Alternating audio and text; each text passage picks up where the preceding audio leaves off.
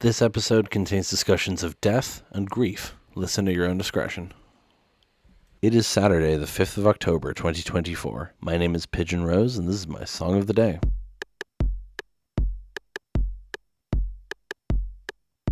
Today we're talking about another one of my favorite bands who I somehow haven't talked about yet, and that is My Chemical Romance. It kind of took me a bit to get into MCR. They're one of those bands like Fall Out Boy and Panic at the Disco who I would see on music channels like Q or Kerrang or Scuzz and be like, not my thing, don't really like emo music, and then I would switch away. And the only MCR song I really knew was Teenagers, because it was in Halo music video Hell. I'm showing my age there. But so I just never really gave them any chance. And then my friend started exchanging albums with me, and he gave me them in order. He gave me I Brought You My Bullets, You Brought Me Your Love. And I was surprised by how much I liked that album, despite it being more screamy and rough than what I expected. And then 3 Cheers for Sweet Revenge, which is their second album, and then The Black Parade, and then Danger Days. It's all 4 of their albums. And I was like, oh, holy shit, I actually really like this band. I'm surprised. Oh, I remember seeing Na Na Na a bit, and I would like that, but that was about it. Anyway, I ended up really getting into them after that, and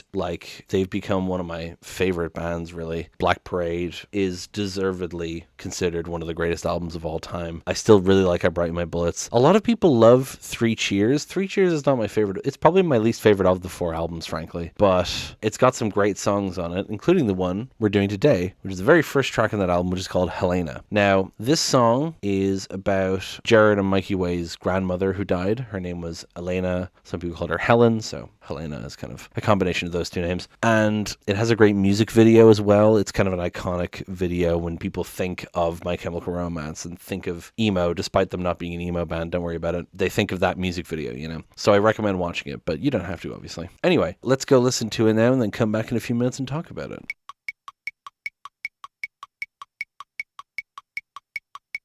There it is. What a fantastic song. I love this song so much. It gets stuck in my head a lot. I wasn't sure what MCR song to start with, because I kind of want to talk about Welcome to the Black Parade, but I don't know if I have anything significant to add to that. It's just a good song and everyone knows it. But I definitely wanted to talk about this, and I want to talk about Sing, and a few other things. Really, Sunsets Over Monroeville is a dark horse favorite of mine. But I decided to start with this one just because I was looking at rock songs, and I was like, man, I just want to talk about that song. It's really good. I definitely will talk about Sing, though, soon, hopefully. And like I said, the song is about Jared and Mikey Way's grandmother, Elena Lee Rush. Specifically, it's Gerard kind of beating himself up about not being there for her enough. He kind of hated himself, well, for a variety of reasons. I mean, it's known, obviously, that he has struggled with depression, but specifically in this case, he just felt like he wasn't there for her enough, particularly in the last year of her life. And he was just really angry at himself for not being there, and this song is about that. It's about kind of his hatred of himself and how he wasn't there for her, despite how much he cared. And obviously her death affected him greatly. I mean, he said in interviews before that part of what led to his alcohol abuse in the subsequent years was her death. But yeah, it's really interesting how the song is about that, but you can take it to be about, anyone dying, really, obviously. But also the music video kind of tells a different story as well. Or, well, it does and it doesn't. It's just about someone dying and they're not named, but it kind of seems like it's something else. Anyway, that's beside the point. This is, like I said, it's kind of one of their iconic tracks, and they kind of made a habit of ending their concerts with this song. So they would be ending the performance with "So long and good night. So long and good night," which is a great way to end a concert. It makes me think of Leonard Cohen ending his concert with Closing Time and then coming out for the encore with "I tried to leave you." But anyway, what I find really interesting about that is that because of its So Long and Good Night, it's a great closer for a concert, and it's a great ender for a playlist, but it's the first song on this album, which is a hell of a way to kick off an album, because it starts off with the really quiet, whispery vocals, and then just the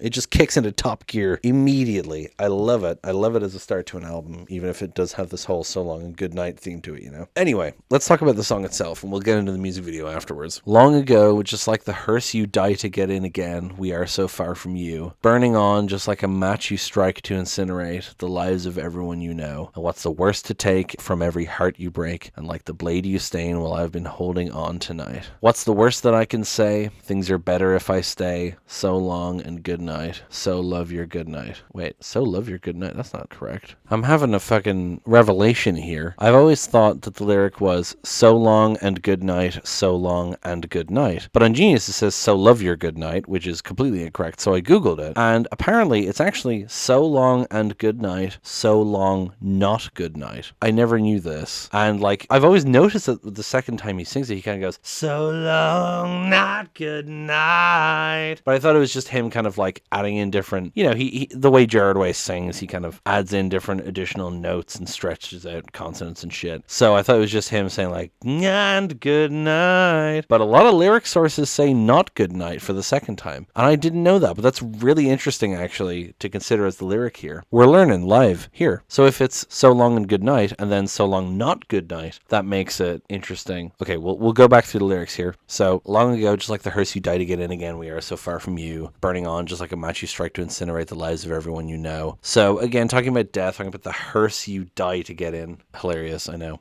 We are so far from you, kind of echoing what I said about him feeling like he wasn't there for her enough. Burning on just like a match you strike to incinerate the lives of everyone you know. Makes me think of like her spirit going on, like it's burning on as you burn the lives of everyone you know. What's the worst to take from every heart you break, and like the blade you stain while I'll be holding on tonight? Like the blade you stain is a really interesting lyric. It makes it sound like suicide or self-harm. And yeah, what's the worst to take from every heart you break? Like what effect will this have on the people who love you, whose heart you're breaking by dying, right? And then what's the worst that I can say? Things are better if I stay. So long and good night, so long not good night. It makes it sound like almost, because this is about his own hatred about it, it makes it sound like he's saying that, you know, your death has upset me, but not enough to kill myself. You know, what's the worst I could say? Things are better if I stay. So long and good night. So it's like he's saying, I wish I could join you in heaven, but I'm going to stay on earth for a little while. Does that make sense? That's kind of how I hear it in my head. But it being so long and good night, so long not good night, sounds like he's saying kind of, you know, so long and good night as in, you know, goodbye, you are deceased. But then so long not good night being like, this is not the end, I will see you again in the afterlife, right? Came a time when every starfall brought you to tears again. We are the very hurt you sold. And then we get the same pre-chorus and chorus. So that makes me think like, this is kind of talking about like living in pain, kind of not wanting to go through life, right? Every starfall brought you to tears again. Kind of makes me think of like kind of the passing of the days, right? Watching things change, time go on, stars fall, right? But also it makes me think of like making a wish, right? Like wishing on a shooting star, you know? Every starfall brought you to tears again. Their wishes aren't coming true, right? We are the very hurt you sold is a really interesting lyric. It speaks to generational trauma, which is interesting. But anyway, then the bridge is, can you hear me? Are you near me? Can we pretend to leave and then we'll meet again when both our cars collide?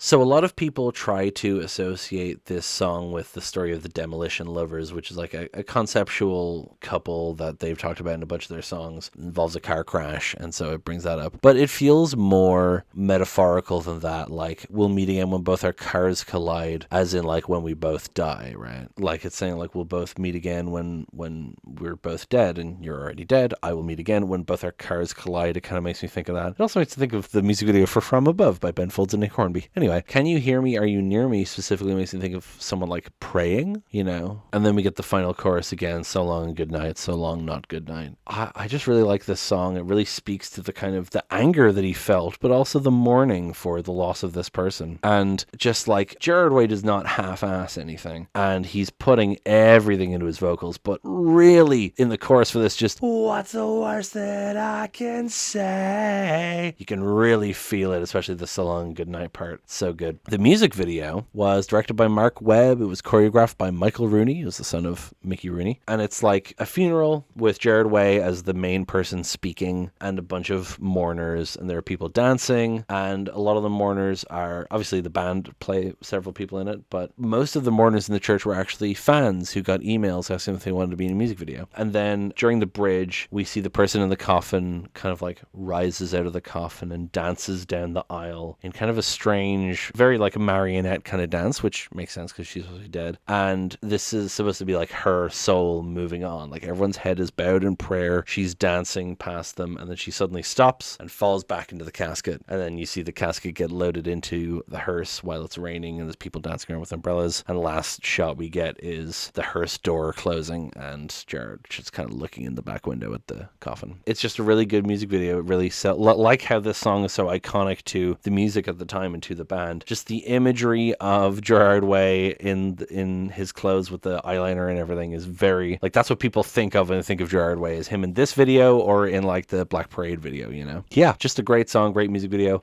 Oh, I did have one more thing to say. I feel like I've brought this up before at some point, but there's a parody song called Ohio is for Emo Kids. It's a medley of emo songs with the lyrics changed to be about the stereotypes of emo fans and musicians. And it ends with a Helena segment, and it's all like, you know, what's the worst thing I can say? I'm not a fan of Sunny Day. I like Hawthorne Heights. I like Hawthorne Heights. Born in 1993. What the hell's the promise ring? It's really good. I love that whole medley. I'll definitely link it down below, and I'll probably link it whenever I talk about songs from that medley, which, to be fair, will probably I definitely talk about Miss Murder at some point. What's the one? There's other songs in that medley I really like, and I can't not think of Ohio is for Emo Kids when I hear those songs now, so thanks for that, Jared. Anyway, I think that's pretty much it for this episode. Thank you so much for listening. Please hit like, hit subscribe, leave a comment down below. Tell me what you think. Tell other people about this show. Thank you so much for listening, and I will talk to you tomorrow. Break it down.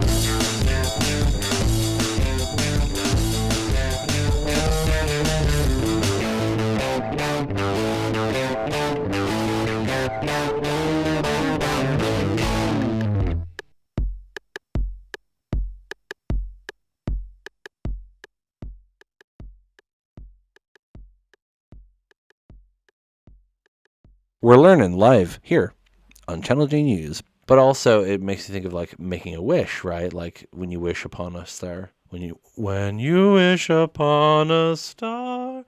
Can you hear me? Are you near me? Specifically makes me think of someone like praying. You know. Dio, can you hear me? I am lost and so alone.